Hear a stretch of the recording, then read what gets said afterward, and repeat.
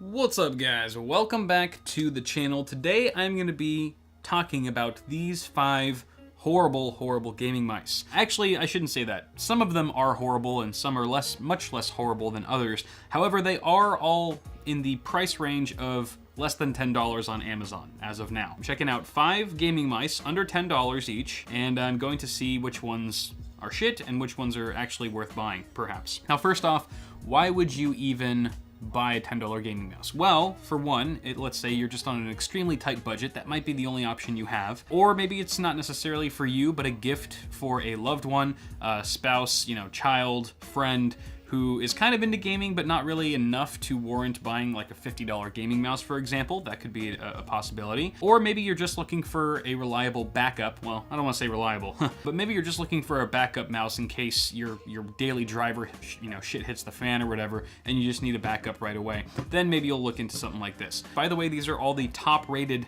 some of the top-rated user-reviewed mice on Amazon, so that's why I picked them. And I've already arranged them here in front of me from my least favorite mouse on your right to my most favorite mouse. And I'm going to be going down the line from worst to best, explaining what works for me and what doesn't. So on that note, why don't we go ahead and take a look at our first contender here, which is the Benggu. These all have funky names because they're all, Chinese OEM knockoff brands or whatever, and a lot of them are using the same parts and whatnot. But this is Benggu, and you can always tell it's Chinese OEM crap because it's got like 3 different names. It's got like Game Start, Hemzone, and then the product page on Amazon says Benggu, so who knows what it's really called. Honestly, the comfort level is fairly good. I like the shape, I like the feel when I put my hand on the mouse.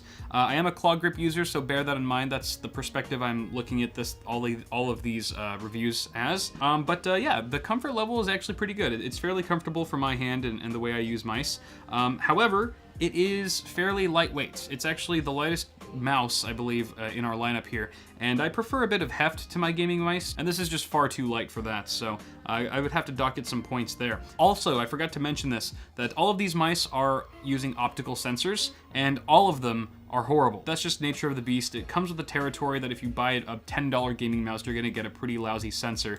So just for the sake of argument, assume that all of these sensors are the equal amount of suck. Now, my biggest gripe with this mouse is that the buttons are all super hypersensitive. First of all, they're springy, especially the front and back buttons. They are incredibly springy and not very tactile at all. They're rather mushy. Aside from that, the buttons are just really easily pressed, and I experienced a lot of misclicks when I was trying to game with this thing.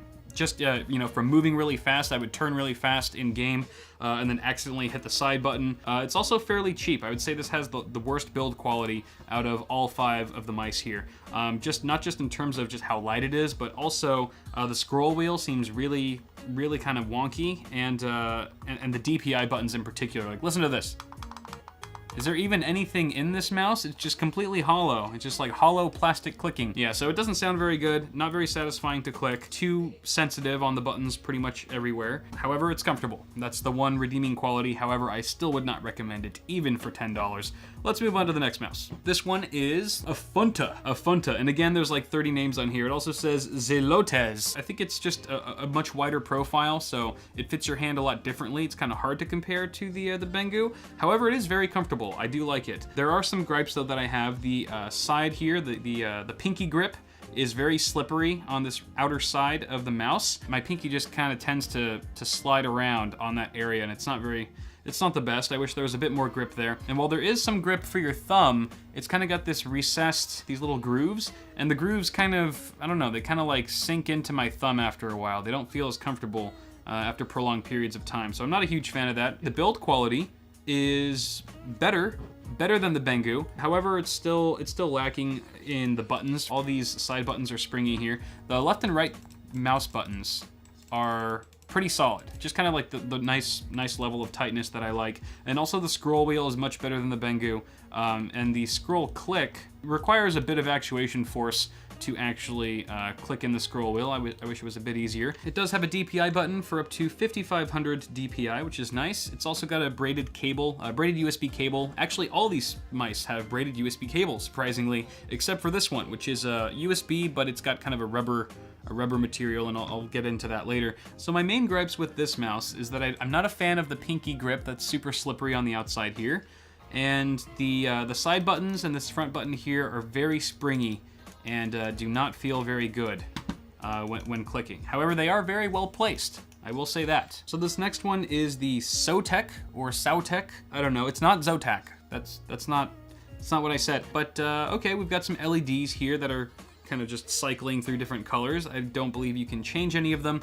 Just like the Bengu, I didn't mention that. It also has a bunch of funky colors, 7 I believe, that just cycles through. The side grips here, this side grip on the outside is much better than the Afunta, which is a little bit more like kind of a rubberized material. And the inside thumb grip is also nice to rest your thumb on. However, it does feature those same grooves that we saw on the Afunta, which I'm not a fan of again. The buttons are relatively tactile. The scroll wheel, so far this is the best scroll wheel that we've seen. And DPI button is firm, but has a nice click to it. And the issue that I'm having right now is the front and back buttons. The back button is very accessible, but the front one is a little bit out of reach for me. I wish both of these buttons were just moved back, you know, a smidge, a couple centimeters maybe, and that would have been perfect. And I was having some issues with this mouse. Anytime I'd plug it into my to Hotline over here, the system would just blue screen. It just crashed instantly. I finally got it to work by just rebooting and, you know, rolled the dice by sticking this mouse in again, and somehow it didn't crash that time, so I was able to test it out more thoroughly. Also, even though the scroll wheel feels great, in practice, it actually sucks when you're scrolling, you know, through web pages and whatnot. The speed of the scrolling fluctuates like crazy. You'll be going, scrolling a mile a minute, and then all of a sudden you'll just like, it'll get stuck, if you will, and you'll just have to keep scrolling until it, evens out again. So that wasn't really good. This is the only mouse that had an issue with the scroll wheel like that. Next up, we've got the SODI, and actually on the top of the mouse here it says James Donkey. I don't know. But you can see it's got some nice orange LED accents that are very subtle. It's got a subtle glow on the back end, as well as kind of peeking through the DPI button in the middle, you know, at the same time. It looks really kind of a classy mouse, actually. For $10, I would say this probably has the highest build quality so far. The actual comfort level is pretty good, and actually I love the weight. I love the weight. It's got some nice heft to it, and it's got these grips on the side that are kind of a gel material, and they're really, like, I don't want to say sticky, but they're really grippy, and I'm not used to feeling this kind of material on mice. However, it actually feels pretty nice. I wouldn't mind using this mouse, just for things. The scroll wheel is also very sturdy. It's not wobbly at all. It's got a nice firm click, and left and right buttons are fairly tight. The side buttons are probably my one complaint here. They're a bit springy, and this does go up to 2000 DPI. I wish it went a little bit more than that. It's also got an on-off switch on the bottom here. Oh, that's just for the LEDs. And again, this is the one mouse that doesn't have a braided cable. Instead, it uses this rubber cable, and it's very strange. I don't know why they used rubber. Maybe it's just to go with the style. However, I think rubber for a cable is not the best because it gets snagged on things easily. There's quite a bit of friction. I'm not a huge fan of that. But overall, this is a very comfortable mouse, and if it wasn't for the crappy sensor, I'd probably even pay more than $10 for it. So that's gonna bring us to our last and my favorite mouse personally, which is the TechNet Raptor. And this mouse looks very similar to the Cooler Master Sentinel. If you remember the CM Storm Sentinel, it looks very similar to that. I'm curious to know if they've got, this working with the same OEM at some point. However, it is different, and it's super comfortable. It is my favorite mouse in terms of comfort level, just because it matches the shape of my hand very naturally. But what really impressed me with this mouse are the switches. The switches for the left and right buttons are incredibly tight, and they feel really good to click. You wouldn't even think that this is a $10 mouse. Also, the front and back buttons, while they're not as high quality, I would say, as the James Donkey over here, they do not feel springy at all. They are simply like, you go less than a millimeter and it's just a click. There's no spring action whatsoever. It's just no bullshit. You press it and it clicks. It's a very satisfying click. Again, they're plastic switches and they're a little bit on the cheaper side. However, it still feels really good and tight.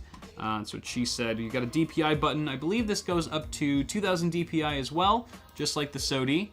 And again, 6 buttons. It's got blue LEDs all around on the scroll wheel as well as the body, kind of on 3 different areas there. And the scroll wheel is actually fairly nice as well. It's got some loose scrolling action. It's not too rigid, and the scrolling button itself, the scroll click, feels just right. And it does have a little bit of texture on the sides here. So where your ring finger or pinky would go on the outside, and where your thumb goes, it's still really smooth plastic, and I would have liked a little bit, like just a bit of grip material. However, they've just got a little bit of etching to create just ever so slightly a sensation of grip. However, it is definitely notably more slippery than the SODI with its gel grips. And it's got a black braided cable, very classic. And overall, super comfortable mouse. Switches are good, everything's good, everything checks out. So for 10 bucks, yes, I would recommend this mouse. I would even recommend the SODI. I would recommend the James Donkey any day of the week. But if I had to choose, I would probably go with the TechNet Raptor. This is by far the best $10 gaming mouse I have ever had the privilege of using. If you guys are interested at all in any of these gaming mice, go ahead and check the description below. I've got links all there. However, be warned, if you pick up any of these 3 mice over here, I am not liable or responsible for any kind of pain that they may cause. I would recommend the James Donkey. Hop on the James Donkey, yo. This mouse kicks ass for 10 bucks as well.